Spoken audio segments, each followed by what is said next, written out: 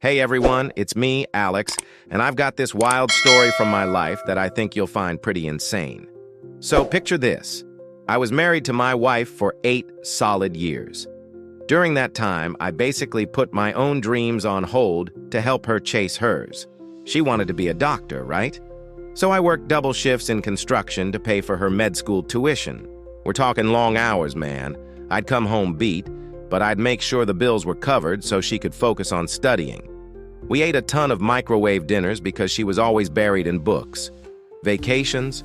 Forget about it. They got canceled left and right for her exams. And she'd always say, "Once I graduate, things will change. It'll all be worth it." I believed her, you know? I hung in there. Then came graduation day, a Thursday in May. I took the day off work, even bought a new shirt for the occasion. I was pumped. This was supposed to be our win, the start of something great.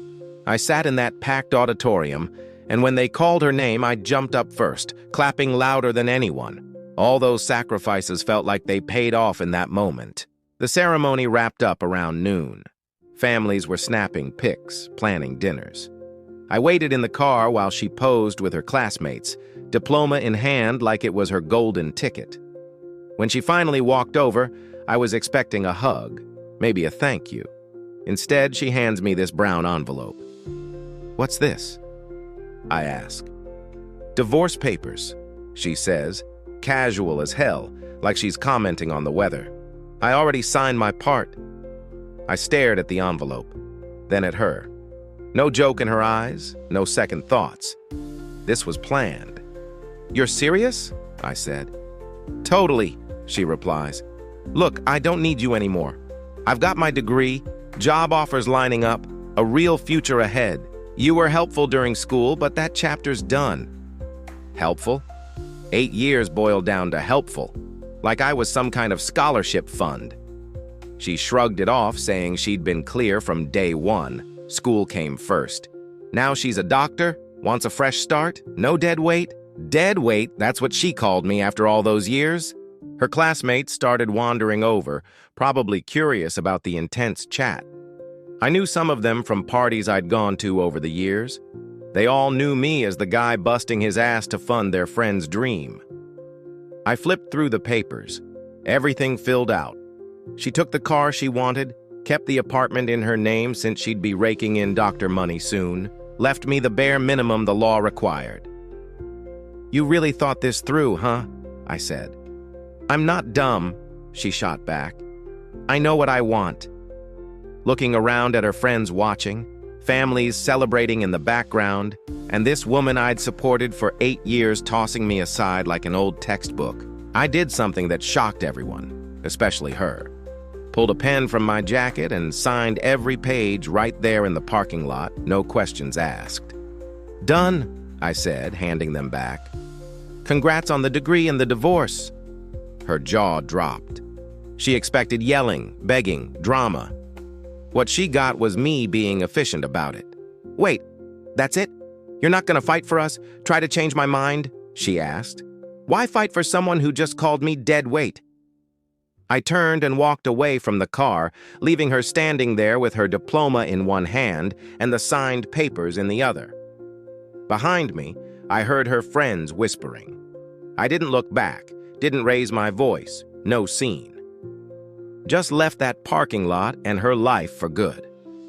The last thing I caught as I turned the corner was one of her buddies asking, "Who was that guy and why'd he just walk away from his own car?" I kept walking. She wanted a fresh start, no dead weight. Cool. She was about to find out exactly what weight I'd been carrying all those years. 3 days after that parking lot showdown, I was gone. Not just from the apartment, from the whole state. While she probably figured I'd crawl back with apologies and flowers, I was pulling off the cleanest vanishing act of my life. The thing about being married to someone who never paid attention to the finances? She had no clue what I actually handled. She thought she'd keep the apartment easy with her doctor's salary coming in. What she didn't know was I'd been paying rent from my personal account the last 2 years, not the joint one. The lease was in my name only. I spent those 3 days tying up loose ends. closed our shared accounts, moved my share to a new bank she'd never heard of, canceled utilities, electric, water, internet, all in my name, even ditched the Netflix she loved. By Saturday morning, I was loading up my truck with what mattered: clothes, tools, my grandma's china she never cared about, and my old vinyl records she always bitched took up too much space. Portland, Oregon, that's where I headed. Not because I had ties there, but because I didn't. A blank slate in a city where no one knew me or would look for me. The apartment I found wasn't fancy.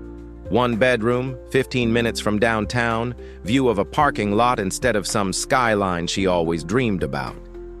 But it was mine. All mine. Legally, financially.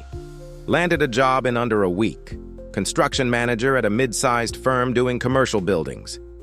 Decent pay, normal hours, and nobody prying into my personal life. Perfect. Meanwhile, back in our old town, she started feeling the reality of that fresh start she wanted. First red flag, trying to pay rent.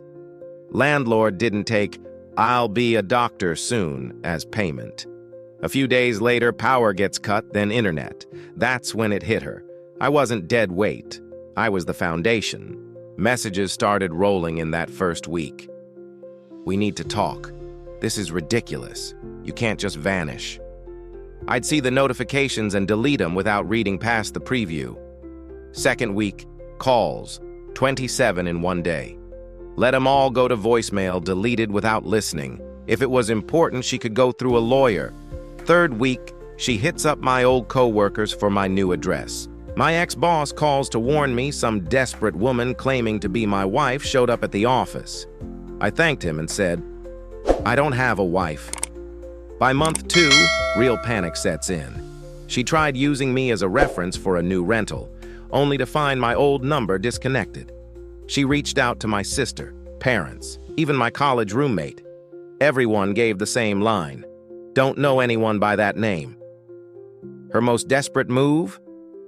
Month 3. Tracks my new company somehow and calls the main office with a family emergency. Boss passes the message. I tell him the truth. No emergency, no family by that name. He gets it, blocks her number in the system. So, while my ex was probably out there telling her colleagues about her shiny new life as a single doctor, I was actually living the real fresh start in Portland. Let me paint you a picture.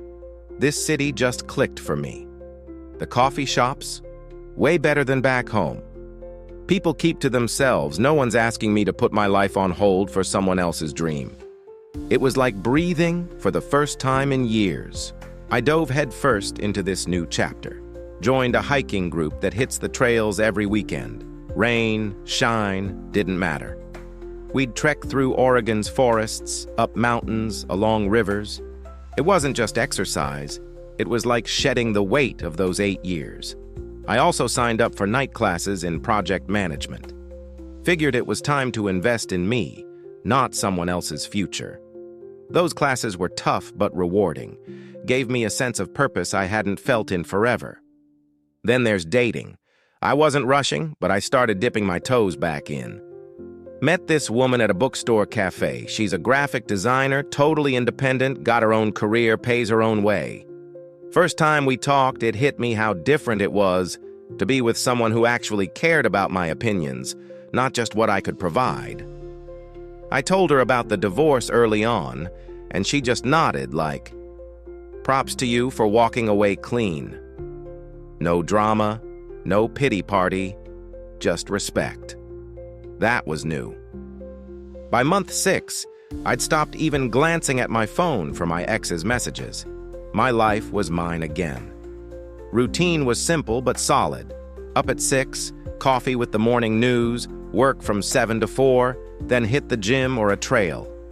Evenings were for friends, maybe dinner out, or just chilling at home with a book. It was peaceful, man. No one calling me dead weight, no one treating my sacrifices like pocket change. The irony? While I'm building this life, my ex is starting to see her fresh start wasn't all it was cracked up to be. I got the full scoop later from a mutual friend who couldn't resist dishing the dirt.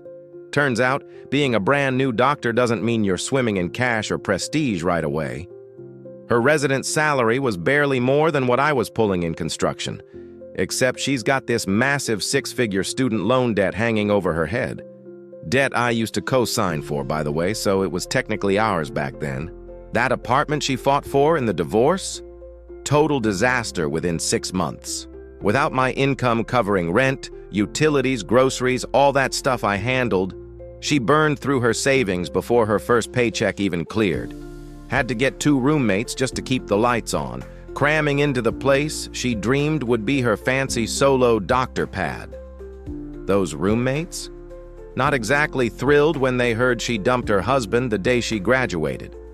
They figured out quick they were basically bankrolling her fantasy of a glamorous life that wasn't happening. Her work life wasn't any better. 80-hour weeks, night shifts, weekends on call, not exactly the free and fabulous single doctor vibe she pictured. Instead of swanky dinners and a buzzing social life, it was napping between shifts, scarfing hospital cafeteria food, and chugging energy drinks to stay awake. Reality was hitting her hard, and I was nowhere in sight to cushion the fall. Meanwhile, I'm out here in Portland not just surviving, but thriving. Got a rhythm that feels like it's built for me, not someone else's schedule. And that's when I started realizing she didn't just lose me. She lost the guy who held everything together. But me? I was finding out who I could be without her dragging me down. So, while I'm out here living my best life, my ex is starting to unravel. Her perfect doctor dream, crumbling. And that's when she decides she's got to find me. Not because she misses me, mind you. More like she is realizing the dead weight she ditched was actually the glue holding her life together. First sign of trouble for her was the rent. She thought her doctor paycheck would cover it. No sweat. Nope. Landlord wasn't buying "I'll be rich soon" as payment. A few days later, the power goes out. Then the internet. That's when it dawns on her. I wasn't just paying bills. I was the one keeping the whole operation running. All those utilities, in my name. Even the Netflix she binged, canceled. She's out here learning the hard way what I actually brought to the table. She starts blowing up my phone that first week. Texts like, "We need to talk, this is crazy, you can't just disappear." I'd see the preview, swipe delete, done. No way I'm engaging. Second week, it's calls. 27 in one day, no joke. All to voicemail, all deleted unheard. If it's that important, she can send a lawyer. By week 3, she's hitting up my old coworkers, fishing for my address. My ex-boss calls like, "Yo, some woman claiming she's your wife showed up at the office looking desperate." I laugh, tell him, "I ain't got a wife." He gets it, no questions asked. Month 2, she's in full panic mode. Tries using me as a reference for a new apartment. Surprise, my old number's dead. She hits up my sister, my parents, even my college roommate. Everyone's got the same script. No clue who you're talking about. Cold, but they had my back. Her wildest move comes month 3. Somehow tracks my new company and calls the main office with a fake family emergency. My boss relays it. I shut it down. No family, no emergency. He blocks her number in the system. No fuss. That's when I know she's scrambling. But I'm too busy living to care. See, Portland's treating me right. My hiking group's basically family now. Every weekend, we're out exploring Oregon's trails, swapping stories, laughing.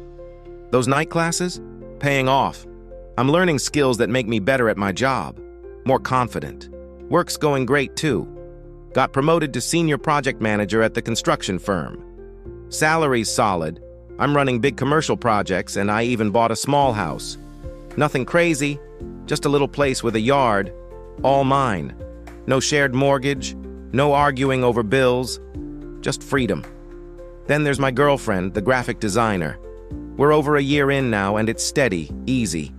She's got her own place, her own money, her own life. We split everything. Dinners, chores, effort. If I cook, she brings wine. If she cooks, I clean and grab flowers. It's balanced, like a real partnership, not me carrying someone else's weight. When I told her about my ex, she just said, "Sounds like you dodged a bullet." No judgment, just real talk. That's when I knew I was building something good. Back to my ex, her life's falling apart. That mutual friend spills more. Her resident salary a joke compared to the debt she drowning in. The apartment's a money pit, roommates are annoyed, and her work schedule's a nightmare. She's not living the high life. She's surviving on fumes. And somewhere in there, she starts thinking maybe she made a mistake letting me go. That's when the search kicks into high gear. She tries social media, but I deleted all my old accounts, never made new ones with my real name. She bugs mutual friends, but they're Team Alex after the divorce stunt. Nobody's talking. 2 years in, she's so desperate she hires a private investigator. Drops $1,000 she doesn't have. Guy digs up old addresses, old jobs, even hits up my family. Nada. Then, in her 3rd year of residency, she pulls a shady move, abuses her access to medical databases, starts searching hospital employment records across states, looking for my name tied to construction work. Her logic? I'd need a checkup someday, and if I stayed in my field, she'd find a trace. Crazy part? It works. A routine exam I got through my job's health plan pings in her search. Hospital in Portland, tied to a big construction firm. She's got my city, my job. She's closing in. But here's the thing. The guy she's chasing, he's long gone. I'm not the dude who worked double shifts for her dreams. Not the guy who'd eat dead weight insults and keep going. I'm someone new, living a life she can't touch. And she's about to find out the hard way. So my ex has my location now. Portland, Oregon construction job. She's thinking she's cracked the case, like finding me means she can just waltz back into my life. But I'm not that guy she left in the dust 3 years ago. I'm living better than ever, and she's about to learn what happens when you throw away something valuable and expect to just pick it back up. It starts with a barrage of calls, 17 missed ones on a Tuesday morning in March from some random number. Then texts flood in. I know you're seeing these. We got to talk about what happened. I messed up. Want to make it right. Call me. I delete every single one without reading past the preview. 3 years of silence and now she's got regrets? Nah. I'm not here for her midlife crisis. The calls don't stop. 2 weeks straight, she's hitting me from different numbers. Friends' phones, co-workers, whatever. Blocked them all as they came. Tuesday's 17 calls turn into 23 Wednesday, 31 by Thursday. She's spiraling, getting more frantic the longer I ghost her. I'm just over here living my life, not giving her the time of day. Then she switches it up. Friday afternoon, I'm at a job site going over blueprints when the office receptionist calls. Hey, Alex, there's a woman here claiming she's your wife. Says it's a family emergency. Needs you now. I know it's her. What's she look like? Description spot on. My ex drove all the way to Portland, sitting in our lobby, spinning some story about urgent family drama or medical news. Tell her you couldn't reach me. I'm out of state for a couple weeks. Take her contact, say someone will call. You want us to actually call her? Nope. Hour later, my boss updates me. She camped out in the lobby for 3 hours, asking if I'd called or shown up at other sites. When it's clear I'm not biting, she leaves her number and a handwritten note about our future together. My boss laughs it off. Exes, man, we'll flag her if she's back. She doesn't hit the office again, but she's not done. That weekend, she's cruising Portland, scoping out apartment complexes and restaurants for my truck. One of my hiking buddies calls Sunday night. Dude, some woman came up to me at a cafe, matches your ex's description, says she's looking for her missing husband, showed me your pic on her phone, said she's been searching 3 years. I didn't say squat, but she's on a mission.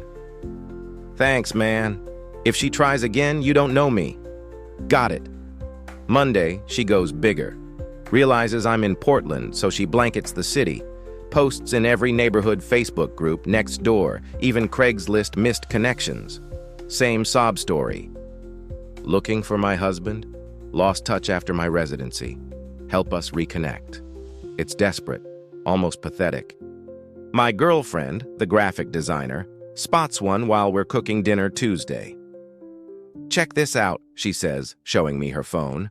Some lady's blasting Portland groups looking for her husband. Old wedding pic, super sad vibe. I look.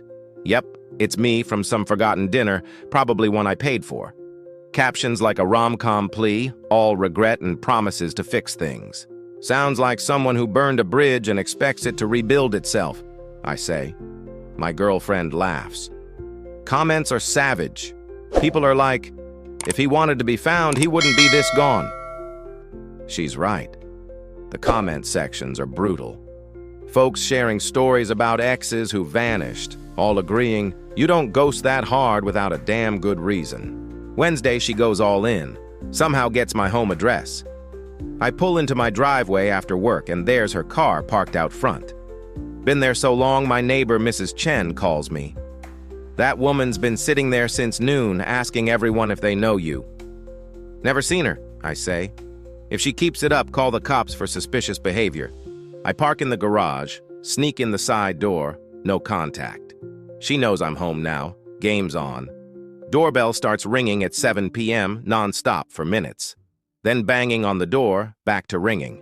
I'm chilling, eating dinner, reading, not giving her an inch. By 9, she's yelling through the door. I know you're there, Alex. Saw your truck. We need to talk like adults. Drove 16 hours for this. I'm not leaving till you hear me out. Neighbors are eating this up, porch lights popping on all down the street. Gotta be wondering what drama's hitting their quiet block. I call the non-emergency police line. Got a trespasser disturbing the peace. My ex-wife, been here hours, won't leave. Cop rolls up 20 minutes later, all business. I watch from the window as he talks to her for 10 minutes. She's flailing, probably spilling her 3-year quest to fix things. Cop knocks. I answer. She says she's your ex, needs to discuss something important. You want to talk? Nah. Divorced 3 years, no interest. Just want her off my property. Got it. I'll escort her out, tell her to stay away. I see him lay it down firm. She gets in her car, peels out without looking back. 5 minutes later, text from a new number. Cops can't stop me from loving you, I'll wait forever. Screenshot, saved to my file. I'm ready if this gets legal. 3 years of nothing, then 2 weeks of her losing it. She found me, but reconnecting. Not how she thinks it works. I'm living a life she can't touch, and she's about to get that loud and clear. She catches me at Home Depot on a Saturday, loading lumber for a deck I'm building. Alex, please, don't go. 5 minutes. I turn. She's a few feet away, looking rough. Thinner. Dark circles. That desperate energy like she's running on fumes. 5 minutes for what? To say sorry. To explain. To ask for another chance. I shut the truck bed, stare her down. You had 8 years of chances. Burned them all in that parking lot 3 years ago. I was drowning in med school stress, she says. Said stuff I didn't mean. I regret it every single day. Regret what? Calling me dead weight, or figuring out dead weight was keeping your life together? She flinches. I shouldn't have said that. I was scared, starting my career. Thought I had to go it alone to prove I could be a doctor. How's that going for you? Her face tightens. It's harder than I thought. The hours, the debt, everything. I realized I threw away the best thing I had for a job that's not what I expected. I lean on the truck, arms crossed. Let me get this straight. You thought you'd be living large, so you tossed me like garbage. Now reality's kicking your ass and suddenly I'm the best thing ever? It wasn't like that. It was exactly like that. You said it. Don't need you anymore. You were useful, but that chapter's done. Ring a bell? She looks away. I was wrong. Yeah, wrong about a lot. I hurt you, Alex, but we can fix this. We had good times before med school took over. We could get that back. I almost laugh. We didn't have good times. I had 8 years propping you up while you chased your dream. You had 8 years of free emotional and financial support. That's not a marriage. That's me being your personal ATM. That's not fair. Fair? You want to talk fair? You got your fresh start, no dead weight. I got what I deserved after 8 years of being undervalued. A life where I am respected. I respect you. I always did. You respected what I gave you, not the same. She steps closer, tears starting. I love you. Always have. Just got my priorities screwed up. Nah, you were honest for once. Told me what you really thought of me and our marriage. Only thing that's changed is your life falling apart. People change, Alex. I've changed. Changed, or just desperate because being a grown-up's tougher than you planned? She goes quiet, tries another tack. What can I do to show I'm different? Nothing, because I'm different too. How? I'm not the guy you dumped, the one working double shifts for your tuition, gone, the one who took dead-weight insults, history. You're talking to someone new. I don't believe that. People don't just become someone else. They do when they rebuild from nothing. Want to know what I learned these 3 years? She nods. I'm good company when I'm not carrying someone else's stress. I've got hobbies, interests that don't revolve around med school schedules. I know what it's like to have conversations that aren't to just whining about exams or professors. Her face gets redder with every word. I learned relationships can be partnerships, not one guy bankrolling the other's dream. When you date someone who's got their own career, their own money, you get mutual respect, not charity. You're dating? Engaged, actually. 3 months now. Wedding's in September.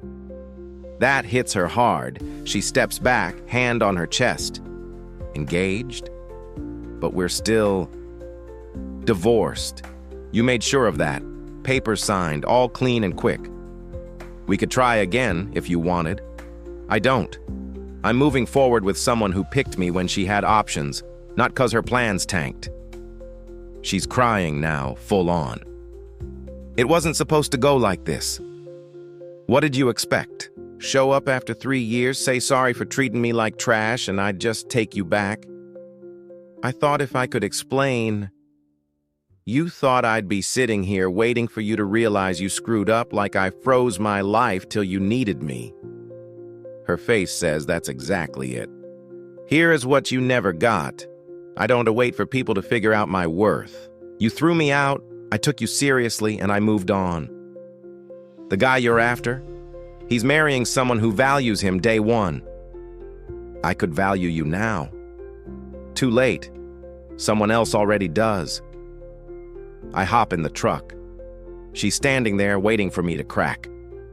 I roll down the window. Next time you find something worth keeping, don't toss it thinking something shinier's coming. Most people only get one chance to screw that up.